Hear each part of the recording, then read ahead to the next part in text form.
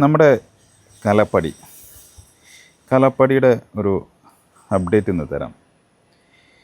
ഈ വർഷം 2025 വർഷം പൊതുവെ മൊത്തം എല്ലാ മാസത്തിലും മഴയായിരുന്നു.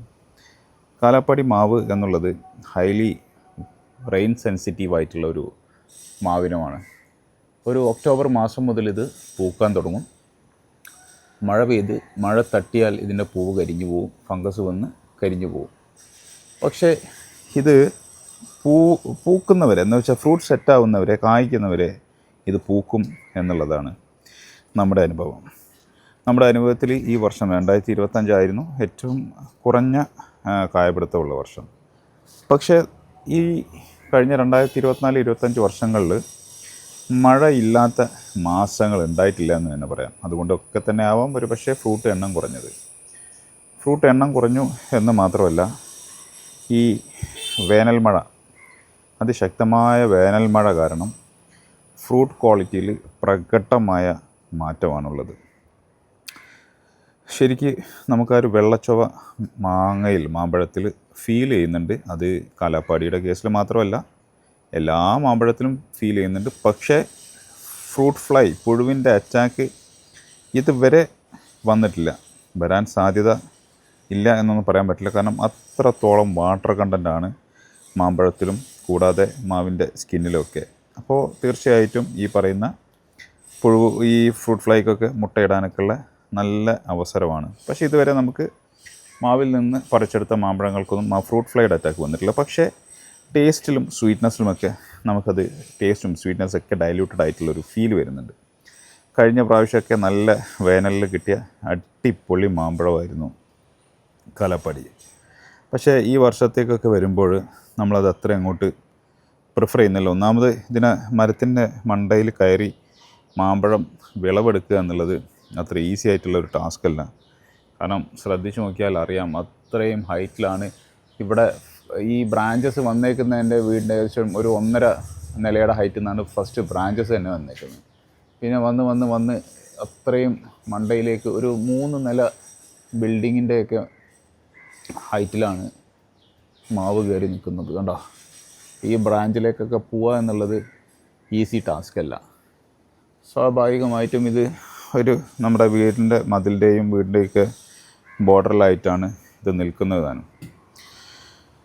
അപ്പോൾ ഈ കാലാപ്പാടിയെക്കുറിച്ച് പലരും പറയാറുണ്ട്, ഇതൊരു സ്പെഷ്യൽ കാലാപ്പാടിയാണ്, ഇതൊരു സ്പെഷ്യൽ ഇനമാണ്. ഒരിക്കലുമല്ല.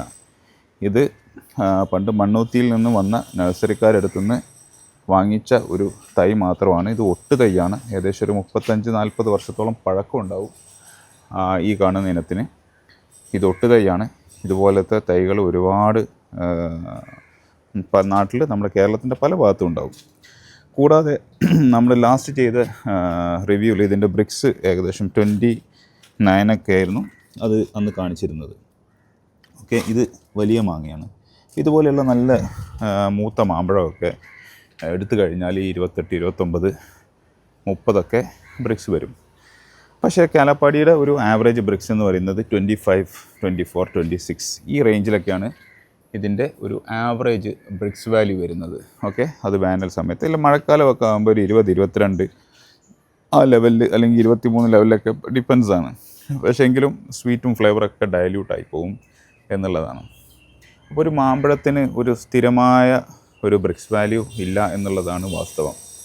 അത് അങ്ങോട്ടും ഇങ്ങോട്ടും ഒക്കെ മാറി മറിഞ്ഞും കാലാവസ്ഥക്കനുസരിച്ചും മാമ്പഴത്തിൻ്റെ ക്വാളിറ്റിക്കനുസരിച്ചും വലിപ്പം അനുസരിച്ചും എല്ലാം മാറി മറിഞ്ഞ് നിൽക്കും എന്നുള്ളതാണ് നമുക്ക് പ്രിയ സുഹൃത്തുക്കളോട് പറയാനുള്ളത്. കൂടാതെ ഇത് ഒരു സ്പെഷ്യൽ ഇനമല്ല, ഇത് സാധാ കാലാപ്പാടി മാത്രമാണ്. ഇതുപോലത്തെ 100 കണക്കിന് 1000 കണക്കിന് തൈകൾ നമ്മുടെ നാട്ടിൽ ഇതിൽ നിന്നും ഒത്തിരി പേര് കമ്പ് കൊണ്ടുപോയിട്ടുണ്ട്. ഞാനിവിടെ ഉണ്ടാക്കി വെച്ചതെന്ന് ഒത്തിരി പേര് നമ്മുടെ സുഹൃത്തുക്കളൊക്കെ തൈകളൊക്കെ കൊണ്ടുപോയിട്ടുണ്ട്. അപ്പോൾ അത്രേ ഞാൻ പറയുന്നുള്ളൂ. It's A good variety. നമ്മൾ കേരളക്കരയിൽ ഡെഫിനറ്റായിട്ടും വെക്കേണ്ട ഒരു ഇനം തന്നെയാണ് കാലാപ്പാടി. അത്രയധികം രുചിയുള്ള ഒരു മാമ്പഴമാണ്. കായ്ക്കുന്നവരെ പൂക്കും എന്നുള്ളതാണ് ഇവൻ്റെ പ്രത്യേകത. നമ്മളെ നിരാശപ്പെടുത്തില്ല. കാലാപ്പാടി നമുക്ക് മാമ്പഴങ്ങൾ തരാത്ത ഒരു വർഷം പോലും ഉണ്ടായിട്ടില്ല എന്നുള്ളതാണ്. പിന്നെ ഇതുപോലെയൊക്കെ മാവൊക്കെ വലുതായി കഴിഞ്ഞാൽ വലുതായി കഴിഞ്ഞാൽ അടുത്ത തലമുറക്കൊക്കെ ഡെഫിനറ്റ്ലി ഇതൊരു അസറ്റ് കൂടെയാണ്.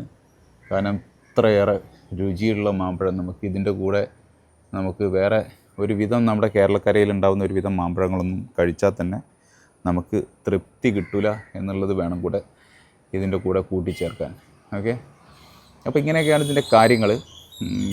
അപ്പോൾ നമ്മുടെ വീഡിയോ കണ്ട് അങ്ങനെ ആർക്കെങ്കിലും എന്തെങ്കിലും ഒരു തെറ്റിദ്ധാരണ ഉണ്ടെങ്കിൽ അത് ക്ലിയർ ചെയ്യാൻ കൂടെയാണ് ഈ ഒരു വീഡിയോ ചെയ്യുന്നത്. ഇറ്റ്സ് എ നോർമൽ കാലാപ്പാടി, അത്രേ ഉള്ളൂ. കൂടാതെ ഒരുപാട് ഫേക്ക് ആയിട്ടുള്ള മരങ്ങൾ മാർക്കറ്റിൽ ഇറങ്ങുന്നുണ്ട്, അതൊരു വസ്തുതയാണ്. ഫേക്ക് കാലാപ്പാടികൾ ഒത്തിരി ഇറങ്ങുന്നുണ്ട്. പാലപ്പാടി മാത്രമല്ല, എല്ലാ ഇനങ്ങളിലും ഫേക്കായിട്ട് ഒരുപാട് ഇനങ്ങൾ ഇറങ്ങുന്നുണ്ട്. അതൊരു വാസ്തവമാണ്.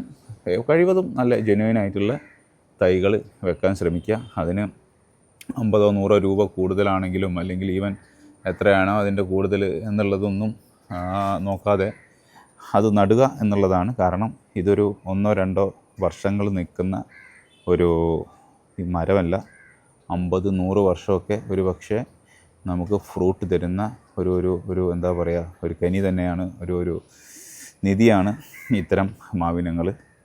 അതുകൊണ്ട് എല്ലാവരും അത്തരം കാര്യങ്ങളൊക്കെ ശ്രദ്ധിച്ച് നടുക. എവിടെയെങ്കിലും 10 രൂപ കുറവ് എന്ന് കേട്ട ഉടനെ ചാടി കയറി എടുത്ത് അത്രയധികം പണവും വളവും സമയവും ഒക്കെ ചിലവാക്കി നമ്മൾ ആശിച്ച് അവസാനം കിട്ടുന്നത് കാക്കക്കൂട്ടിൽ കുയിൽ മുട്ടയിട്ട പോലെയുള്ള അവസ്ഥ പലർക്കും വരാതിരിക്കട്ടെ എന്നുകൂടെ ഓർമ്മിപ്പിക്കുകയാണ്. പല യൂട്യൂബർമാരുടെയും വ്ളോഗുകൾ കണ്ട് 10 രൂപ കുറവ് എന്ന് കേട്ട് ചാടിക്കയറി എടുക്കാതെ മദർ പ്ലാന്റുകളുള്ള നഴ്സറിയിൽ നിന്ന് ശ്രദ്ധിച്ച് വാങ്ങാൻ എല്ലാവരും ശ്രമിക്കുക. Okay, thank you.